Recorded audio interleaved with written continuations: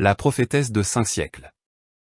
Dans un recoin mystérieux de Moscou se dresse le domaine ancestral d'Ostankino, à l'ombre du centre de télévision. Il est dit que parfois, une vieille femme voûtée et terrifiante apparaît près de la tour de télévision, avançant lentement vers l'ensemble palatial avant de se volatiliser derrière les hautes clôtures.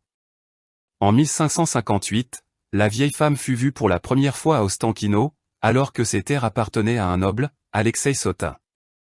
Alors qu'il projetait de labourer les terres sur lesquelles le palais repose aujourd'hui, la prophétesse voûtée lui apparut et lui lança un avertissement glacial, « N'ose pas labourer, ne perturbe pas cette terre.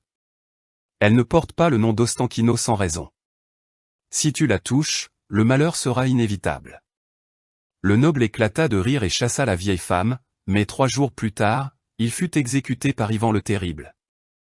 Le prochain propriétaire d'Ostankino fut un Allemand, membre de l'Oprichnina, Horn. Les habitants parlaient de lui avec effroi. La nuit, des sabbats démoniaques, chants et festins prenaient place sur ces terres. On remarqua qu'il profanait d'anciennes sépultures à la recherche de trésors. La vieille voûtée lui rendit visite à nouveau, le menaçant de sa canne et lui déclara « Calme-toi, maudit soit ton nom et toute ta descendance. » L'étranger ne prit pas garde à ces paroles et commit bientôt un crime affreux. Un anneau enchanté portant le signe de la création devait être transporté par des marchands étrangers, mais Horn s'en empara, tua les marchands et enterra le trésor parmi les tombes anciennes. Ivan le Terrible, informé, envoya sa garde, mais l'étranger parvint à les déjouer et disparut. Plus tard, la vieille apparut à Poli. Devenu grand maître après sa visite à Malte, l'empereur séjournait dans le domaine d'Ostankino. À cette époque, le fameux palais de Sheremetyev avait déjà été érigé.